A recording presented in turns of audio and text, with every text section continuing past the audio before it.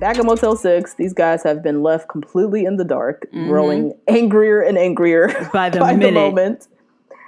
And we actually have no sense of time because it looks like, the next day. This could actually have been days. Days. Because we have actually no sense of how long Dale was over there, and producers behind the scenes scrambling to figure out what they're going to do. Like, I don't think it was just the next day, and then she walks in and tells the guys. I think they were actually sitting there for multiple days without answers. Yeah, because it wouldn't shock me if Claire was like, no, I'm not letting him leave this room. Until I find his credit score and figure this all out. There were reports that Claire was refusing to leave the room. Yeah. It could be her and Dale were refusing to leave the room. I don't know. Anyways, finally in walks Claire. And they're all kind of like waiting expectantly for something. And she lets them know, you guys are amazing guys. When I came here, I was ready to find the love of my life. And what I came here for, I think I found, and it's with Dale. And it's, looking like, she says it very confidently, but all the guys are kind of like, okay. Yeah, because that's a really annoying sentence. Like, all of them were dating you, and you were like, actually, this guy won. And no, he did not come back from 3 days ago because we're madly in love. She didn't have to say that. She could have just said, I found what I'm looking for. She didn't have to say, and it's with Dale. She did not have to say that. That was rude. They know. Why not? They all know at that point. I know, but still, it's like rubbing it in. It is. Yeah, it sucks. She's like, and then this line was totally unnecessary in my head. She said, I hope that what I found in Dale, I want the same for you guys. This is where she gets my Becky of the week. Oh, Lord. That Claire. was so rude. And just so unnecessary. That was so unnecessary. So unnecessary. And I think that's what set old Kenny off. Kenny is done. Kenny is done. Yep. So, yeah, Blake was talking about, I'm scared that you're going to get hurt. This seems so fast. Kenny, who got my invite to the cookout for Same. this. Same. He actually got my invite to the cookout a little earlier when he said, this has nothing to do with Dale. This is her show, and she let this happen right before she walked in. I said, well, you better make sense, Kenny.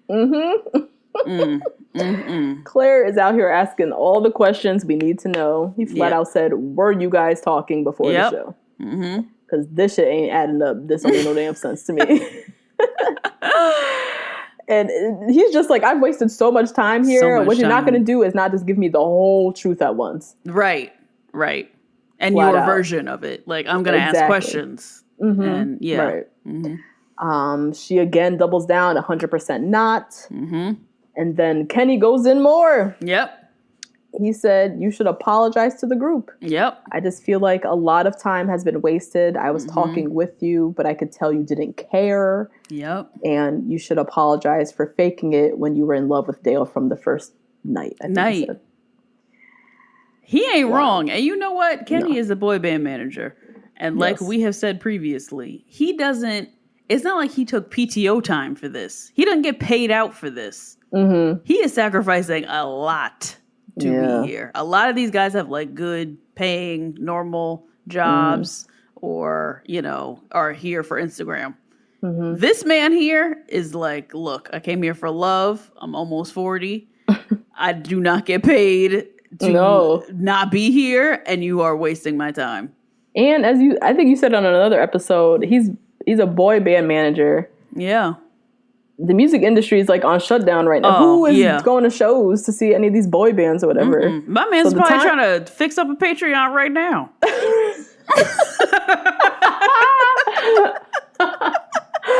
For real, this is precious time that he could be sitting at home trying to reconfigure his strategize how he's going to revamp his career in this as COVID has hit his industry. Yep. And he here wasting time with you, and you don't even want to talk to him. Like, he just can't understand what the fuck he's doing here. No, nope.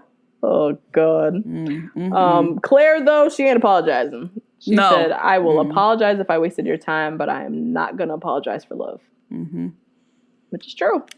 That is true, but also she could have just said, this is the thing. She keeps saying things that are unnecessary. Yeah. She could have said, I really apologize for wasting your guys' time. Yeah. I was in love with Dale from the moment I saw him. Mm-hmm. And that is something that I hold very close and very dear. But you all have come out here in quarantine and do all this, and I apologize for that. Yeah. But she didn't have to do all this.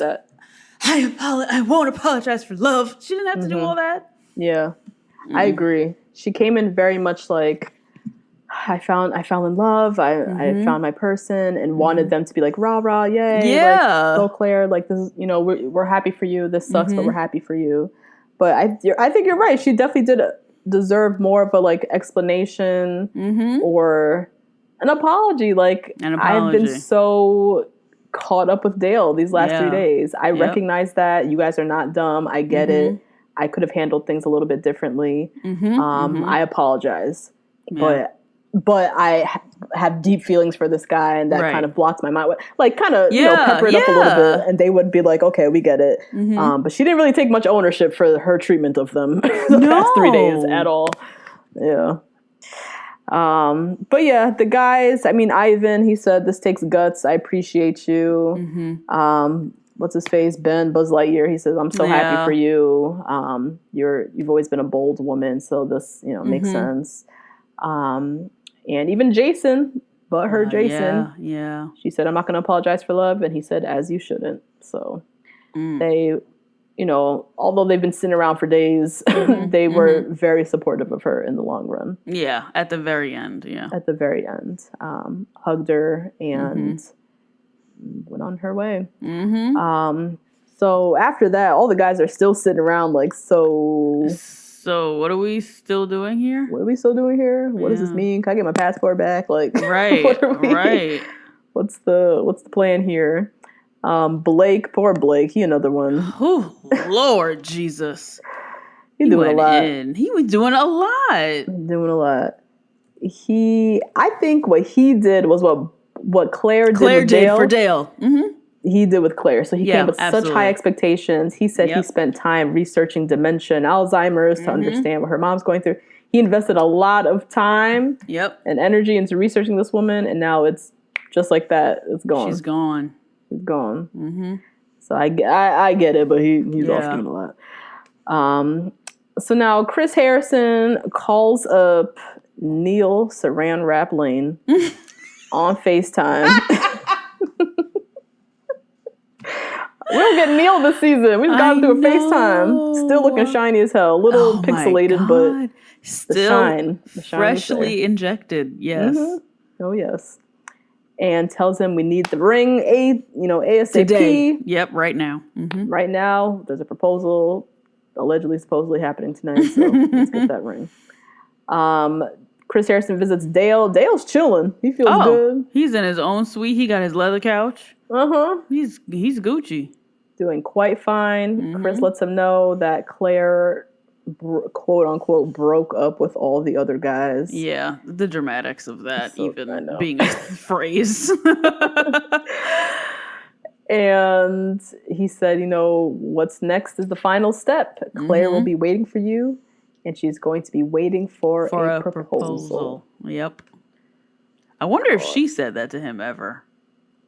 Or if Chris Harrison communicated that to him first.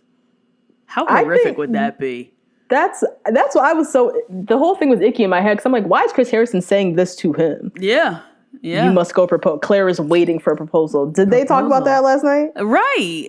Did Claire say she wanted a proposal? That's what Claire wants. Right. Hey guys, that's a little taste of this week's episode. If you want to hear the full recap, head on over to patreon.com/2blackgirls1rose and sign up to get weekly recaps and other Bachelor content from us.